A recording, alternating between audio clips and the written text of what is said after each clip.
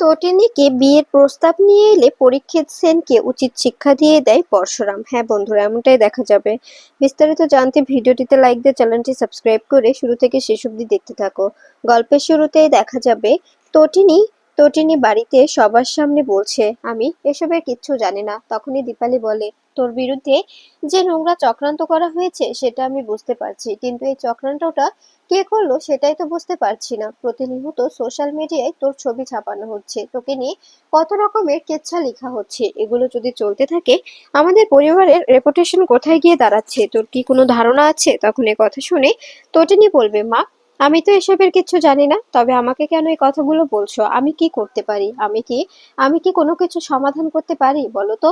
তখনই দীপালি বলে, আমি জানি মা, তুই এখন কিচ্ছু করতে পারবি না। তোকে তো সবাই মিলে চারপাশ থেকে ঘিরে নিয়েছে, তোকে একটা একটা মধ্য সমুদ্রে ফেলে দিয়েছে। আমি বুঝতে পারছি। আজকে যদি জামাইটা থাকতো তবে আজকে এই দিনটা আমাদের দেখতে হতো না। কিছুতেই আমরা আমরা এতটা কষ্ট পেতাম না। আমাদের জামাই আজকে না থাকায় এত কিছু হচ্ছে। আমার বিশ্বাস, যদি জামাই বেঁচে থাকতো তবে তোকে কিছুতেই এরকম কলঙ্কিত হতে দিত না। তখনই টোটেনি বলে, আমি বারবার বলছি তোমাদের জামাই বেঁচে আছে, কেন বুঝতে পারছো না তোমরা? কোথাও না কোথাও ও অবশ্যই আছে, ও অবশ্যই ফিরবে, দেখবে। আমি তোমাদের বলছি, ও অবশ্যই ফিরবে। ও আমার আশেপাশে কোথাও আছে, আমি ওকে ফিল করতে পারি, কিন্তু আমি ওকে খুঁজে পাচ্ছি না। তখন এ কথা শুনে দেখা যাবে প্রার্থনা বলতে থাকে, সত্যি তুই কথাগুলো বলে আমাদের হাসাচ্ছিস। তুই তুই ফিল করতে পারছিস কিন্তু খুঁজে পাচ্ছিস না। যে মানুষটা আর জীবিতই নেই, যে মানুষটা মরে গেছে, তাকে তুই কি করে ফিল করতে পারিস শুনি তো? তখনই তটিনী বলে, বারবার বলছে যে ও মরতে পারে না, তারপরেও কেন তোরা ওকে মৃত বলছিস? আমার যদি রাগ উঠে যায় তখন তো বুঝতেই পারিস আমি কি করতে পারি। এরপরে দেখা যাবে প্রার্থনা বলে, আমাদের ট্রেড করে কোনো লাভ নেই। যেটা সত্যি সেটাই তো আমরা বলবো, তাই না? তোর এখন বৈধব্য পালন করা উচিত। এভাবে এভাবে নিজেকে সদভাবেশে রাখা তোর একদম ঠিক হচ্ছে না। এরপরে দেখা যাবে পরীক্ষিত সেন আসে মুখার্জি বাড়িতে। সেখানে এসে দেখা যাবে দীপালির সামনে দাঁড়ায় আর বলতে থাকে, এমা তটিনী তুমি এখানে আছো, আগে বলবে না? তোমার সঙ্গে তো একটু আগে কথা হলো, তখনই বলতে যে আমি আমি মুখার্জি বাড়িতে এসেছি, তবে তো আমি তোমার সঙ্গেই আসতাম। এ কথা শুনে তটিনী রেগে যায় আর বলতে থাকে, এই মুখ সামলে কথা বলুন, কখন আপনার সঙ্গে আমার কথা হয়েছে? আর এসব আজে বাজে কথা কেন বলছেন? তখনই পরীক্ষিত বলে, আচ্ছা তটিনী, কেন ভয় পাচ্ছ? ভয় পাওয়ার তো কিছু নেই। আসলে আমি এখানে এসেছি একটা কথা বলার জন্য। আর তটিনীরও এতে সাই আছে। এখন সবার সামনে লজ্জা পাচ্ছে বলেও কিছু বলতে পারছে না। তখনই তটিনী রেগে যায় আর পরীক্ষিতের কলার ধরে বলতে থাকে, এবার কিন্তু বাড়াবাড়ি হয়ে যাচ্ছে, আপনি কিন্তু একটু বেশি বাড়াবাড়ি করছেন। আপনি এভাবে এভাবে আমার চরিত্র হনন করতে পারেন না। তখনই পরীক্ষিত বলে, আমি তো কোনো ভুল করছি না, যেটা সত্যি সেটাই বলছি। তুমি তো আমাকে বলেছিলে যে আমি যেন তোমাদের বাড়িতে এসে তোমার মায়ের কাছে তোমার আর আমার বিয়ের প্রস্তাব দিই। তারপরে কেন এখন এরকম করে অভিনয় করছো বলো? এখন কেন আমার উপরে রাগ দেখাচ্ছ? তখন এ কথা শুনে অবাক হয়ে যায় তটিনী বলতে থাকে, সত্যি বুঝতে পারছি না। আমি বুঝতে পারছি না যে তোমরা কেন এরকম করে আমাকে আমাকে বিপদে ফেলছো। কি লাভ আমাকে এভাবে বিভ্রান্ত করে? কার কি লাভ হচ্ছে আমি তো সত্যি সত্যি বুঝতে পারছি না। আমি তো কারো কোনো ক্ষতি করিনি, তবে আমাকে কেন তোমরা এভাবে এভাবে কষ্ট দিচ্ছ? এভাবে কেন সবার সামনে ছোট করছো? আর কাকাই, আমি তোমাকে কখনো ক্ষমা করতে পারবো না। তুমি আমার সঙ্গে যে অন্যায়টা করেছো এটার জন্য আমি তোমাকে কখনো ক্ষমা করতে পারবো না। তোমাকে আমি সত্যি সত্যি ভেবেছিলাম যে তুমি হয়তো বা চেঞ্জ হয়ে গেছো, কিন্তু তুমি যে একটুও বদলাওনি সেটা আমার জানা ছিল না। যদি আমার জানা থাকতো তবে আমি কিছুতে এমনটা করতাম না। অবশ্যই আমি বোঝার চেষ্টা করতাম যে তুমি এবারও ভেদ ধরেছো। এবারও তুমি তুমি আমাকে ঠকাচ্ছ। যদি আমি জানতাম যে তুমি এবারও ভেদ ধরে আমার পেছন থেকে ছুরি মারার চেষ্টা করছো, তবে আমি কখনোই তোমার কথাগুলো বিশ্বাস করতাম না। এরপরে দেখা যাবে তখনই তখনই পরীক্ষিত বলে, আসলে তটিনী এখন যে কথার জন্য আসা হয়েছে সে কথাগুলো বললেই তো হয়। আজে বাজে কথা বলে সময় নষ্ট করার কি আছে? এরপরে দেখা যাবে তখন দীপালি বলে, তুমি কি বলতে এসেছো এখানে? এখানে তো তোমার কিছু বলার নেই, কিছু বলার থাকতে পারে না। তুমি কি বলতে এসেছো? যেটা যদি বলার থাকে সেটা বলে এখান থেকে প্লিজ চলে যাও, আমি তোমার কাছে রিকোয়েস্ট করছি।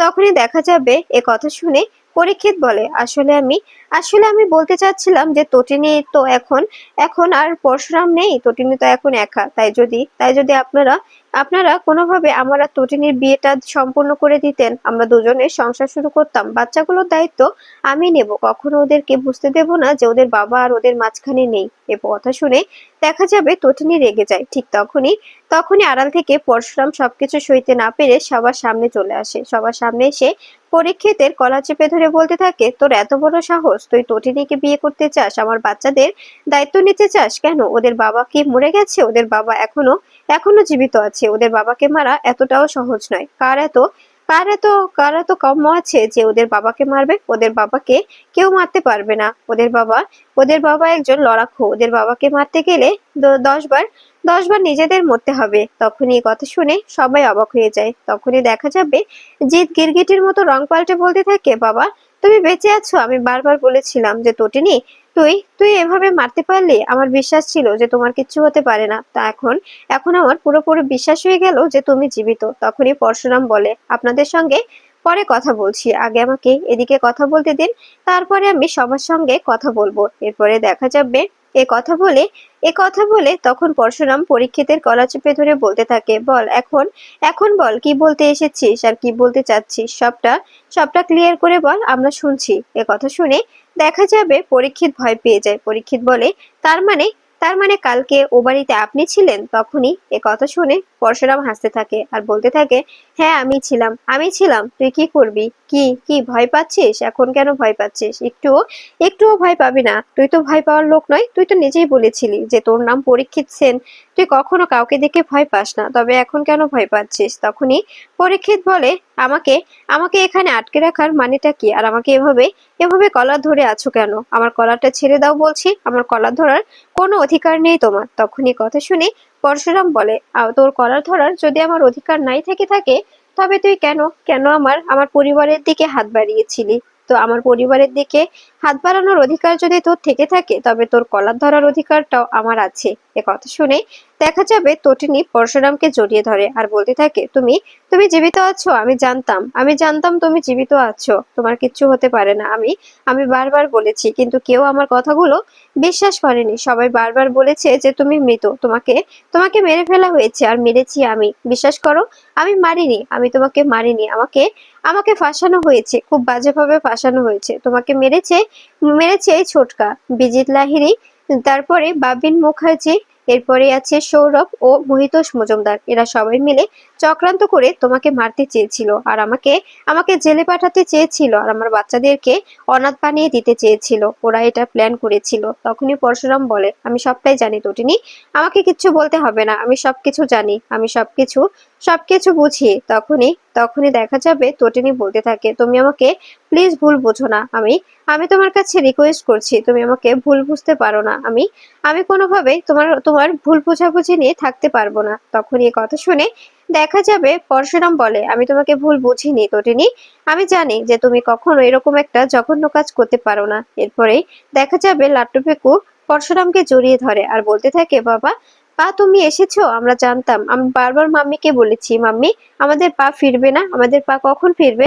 মাম্মি বারবার বলেছে যে তুমি ফিরবে, ঠিক ফিরলে। আমাদের আমাদের মাম্মি বিশ্বাস রেখেছিল যে তুমি ফিরে আসবে, তাই তো আজকে তুমি আমাদের মাঝে ফিরে এসেছো। তখনই পরশুরাম বলে, হ্যাঁ মা, আমি ফিরে এসেছি। আমি কিছুতেই কিছুতেই তোমাদের ছেড়ে যেতে পারি বলো? কিছু দুষ্ট লোক আমাকে তোমাদের থেকে দূরে করে দিতে চেয়েছিল, কিন্তু কিন্তু পারেনি। আমি আমি ফিরে এসেছি। তোমাদের থেকে দূরে কেউ করতে পারবে না, কেউ না। তোমাদের পা সবসময় তোমাদের সঙ্গেই থাকবে, তোমাদের সঙ্গে থাকবে, তোমাদেরকে আগলে রাখবে, কখনো তোমাদের থেকে দূরে যাবে না। একদম ভয় পাবে না, একদম চিন্তা করবে না। তখনই এ কথা শুনে দেখা যাবে লাট্টু পিকু খুশি হয়ে যায় আর বলতে থাকে, আমরা আমরা এখন আর কিচ্ছু চাই না পা, আমরা কখনো মাটন চাবো না, আমরা কখনো কিচ্ছু চাইবো না, আমরা অনেক খুশি হয়েছি, অনেক খুশি। তখনই পরশুরাম বলে, হ্যাঁ মা, আমি বুঝতে পেরেছি যে তোমরা অনেক খুশি হয়েছো, তোমরা অনেক অনেক ভালোবাসো আমাকে, তাই তো? তখন এই কথা শুনে দেখা যাবে পরশুরামের কথা শুনে লাট্টু পিকু বলে, হ্যাঁ পা, আমরা তোমাকে অনেক ভালোবাসি, অনেক ভালোবাসি। কখনো কখনো তোমাকে আমরা হারাতে চাই না। আমরা আর কখনো কখনো বলবো না যে আমাদের মাটন চাই, আমাদের বিরিয়ানি চাই, আমাদের আমাদের ভেটকি মাছের পাতুরি চাই। কিচ্ছু চাই না, আমাদের কিছুর প্রয়োজন নেই। আমরা কখনো কখনো আর কিচ্ছু আবদার করব না। মাম্মিকে তো আমরা বলেছিলাম যে আমাদের পাকে এনে দাও, আমরা কখনো কিছুর আবদার করব না। কিন্তু মাম্মি মাম্মি আমাদের কিছুতেই তোমার কাছে নিয়ে যায়নি, তোমাকে তোমাকে আমাদের কাছে ফিরিয়ে দিতে পারেনি। কিন্তু কিন্তু আমাদের বিশ্বাস ছিল যে আমাদের পা অবশ্যই ফিরে আসবে। আমাদের পা কোনো জায়গায়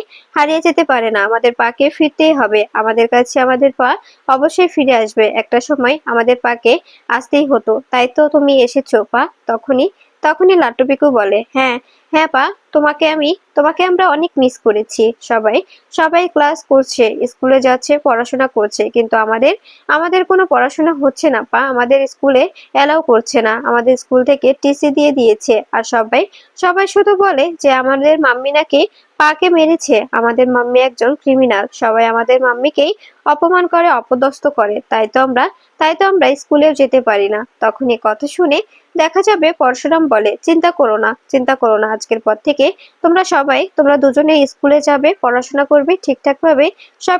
সবকিছু নতুন করে শুরু করবে। কেউ তোমাদের বাধা দিতে পারবে না, কেউ না। এরপরে দেখা যাবে এ কথা শুনে জিৎ মুখার্জি বলতে থাকে, আচ্ছা পরশুরাম, একটা কথা বলি। তখনই পরশুরাম বলে, হ্যাঁ বলুন, কি বলবেন। তখনই জিৎ বলে, মহিতোষ মজুমদারকে কে মারতে এসেছিল, তুমি কি কিছু জানো? তখন এই কথা শুনে পরশুরাম বলতে থাকে, কেন কেন আপনি হঠাৎ এই কথাটা জিজ্ঞেস করছেন? মহিতোষ মজুমদারকে মারতে এসেছিল কে, সেটা আমি কি করে জানবো? তখনই এ কথা শুনে জিৎ মুখার্জি বলতে থাকে, আমার বিশ্বাস তুমি সবটা জানো। মুখ খোলো, স্বীকার করো যে তুমি সবটা জানো। তখন এই কথা শুনে দেখা যাবে পরশুরাম বলতে থাকে, হ্যাঁ হ্যাঁ, আমি মেরেছি, আমি মারতে চেয়েছিলাম, কারণ উনি উনি আপনাদের সঙ্গে হাত মিলিয়েছে। ওনার মতো একজন একজন অফিসারের আমাদের ডিপার্টমেন্টে থাকার কোনো অধিকার নেই। ওনার মতো অফিসারকে আমাদের ডিপার্টমেন্ট থেকে ঘাড় ধাক্কা দিয়ে বের করে দেওয়া দরকার। ওনার মতো অফিসারকে আমাদের ডিপার্টমেন্টে আমরা কিছুতেই রাখতে পারবো না। আমি উপর মহলে কথা বলবো, স্যারের সঙ্গে কথা বলে ওনাকে বের করে দেওয়ার ব্যবস্থা করব। আর ওনাকে আমি বাঁচতেও দেব না। উপর মহলে কথা বলে ওনাকে আমি ইনকাউন্টার করে দেব। তখনই জিৎ মুখার্জি বলে, এসব কি বলছো তুমি? তটিনী, বুঝতে পারছিস তোর তোর হাজবেন্ড কি বলছে? তখনই পরশুরাম বলে, হ্যাঁ, আমার কাছে তিনটে বুলেট আছে, যে তিনটে বুলেট আমার শরীরে বিদ্ধ হয়েছিল। আর লোক আছে পাঁচজন যারা অপরাধী। তাদের মধ্যে মহিতোষ মজুমদার একজন। ওনাকে আমি এমন অবস্থা করেছি, একটা বুলেট বাঁচিয়ে দিয়েছি। বাকি থাকে চার চারটে মানুষ আর তিনটে বুলেট। কিন্তু এর মাঝখানেও একজনকে এভাবে মারতে হবে, আর তিনজনকে তিন বুলেটে ঘায়াল করতে হবে। এ কথা শুনে দেখা যাবে তখনই জিৎ মুখার্জি বলে ওঠে, এসব কি বলছো তুমি? তুমি কি পাগল হয়েছো? তোমার মাথা ঠিক আছে? তখনই পরশুরাম বলে, হ্যাঁ হ্যাঁ, আমার মাথা একদম ঠিক আছে, একদম ঠিক আছে আমার মাথা। আমার মাথা এখন আর আর কোনো রকম কোনো গন্ডগোল হয় না, কারণ সবাইকে আমি চিনে ফেলেছি। সবাই কতটা ভালো সেটা আমার জানা হয়েছে। আপনি আপনি এসবের সঙ্গে যুক্ত, বাবিন মুখার্জি যুক্ত, বিজিত লাহিড়ী যুক্ত, এরপরে কর্ণ চ্যাটার্জি যুক্ত, আর আছে মোহিত মজুমদার ও সৌরভ। সবাইকে আমি এমন শিক্ষা দেব যারা ওরা কখনো যেন ডিপার্টমেন্টের বিরুদ্ধে যাওয়ার চেষ্টাও না করে। ডিপার্টমেন্টের বিরুদ্ধে গিয়ে ডিপার্টমেন্টের সঙ্গে অন্যায় করার কথা যেন দুবারও না ভাবে। সে ব্যবস্থা এবার আমি করব। এ কথা শুনে দেখা যাবে তখনই ভয় পেয়ে যায় সবাই। তখনই জিৎ মুখার্জি বলে, তুমি ভুল করছো, তুমি বুঝতে পারছো না। তুমি এভাবে পাগলামো করতে পারো না, তোমার পাগলামো করার কোনো রাইট নেই। তখনই এ কথা শুনে দেখা যাবে তখনই পরশুরাম বলে, এটাকে পাগলামো বলে না, এটাকে প্রতিশোধ বলে। প্রতিশোধ। আমাকে তিনটে গুলি বিদ্ধ করা হয়েছিল। আমার বাচ্চাদের কাছ থেকে আমাকে দূরে সরিয়ে দেওয়া হয়েছিল। ওদেরকে কষ্ট করতে হয়েছে। ওরা অনেক কষ্ট পেয়েছে। ওদের পাকে না পেয়ে ওরা কষ্টে কষ্টে বুক ফাটা চিৎকার করেছে। কিন্তু কেউ ওদেরকে ভালোবাসেনি, কেউ ওদেরকে সাপোর্ট করেনি। সবাই শুধু ওদেরকে দূর থেকে দূরছাই করে এসেছে। কিন্তু এখন কি করে ওদেরকে কে কি বলে সেটাও আমি দেখবো। তখনই জিৎ মুখার্জি ভয় পেয়ে যায় আর মনে মনে বলতে থাকে, যে করেই হোক আমাকে সবটা সামাল দিতে হবে। এভাবে চলতে থাকলে পরশুরাম এবার যে রূপ ধারণ করেছে, ও সবাইকে শেষ করে দেবে, একদম একদম শেষ করে দেবে। ওকে কোনোভাবে আটকাতে হবে। যদি আটকাতে না পারি, তবে আমাদের সবার জীবনটা একদম তছনছ করে দেবে পরশুরাম, যেটা আমরা কিছুতেই হতে দিতে পারি না। ওর হাত থেকে নিজেদের রক্ষা করতে হবে, কারণ আমি ওর জেদটা খুব ভালো করেই জানি। ও যে কি করতে পারে কি করতে না পারে সবটা সবটা আমার ভালো করেই জানা আছে। তখনই এই কথা শুনে দেখা যাবে দেখা যাবে জিৎ মুখার্জি আরো বলতে থাকে, এবার আমাকে কর্ণ চ্যাটার্জিকে জানাতে হবে যে পরশুরাম জীবিত, আর পরশুরামই মহিতোষ মজুমদারকে মারতে গিয়েছিল। তাই আমাদেরকেও এবার সাবধানে থাকতে হবে, তা না হলে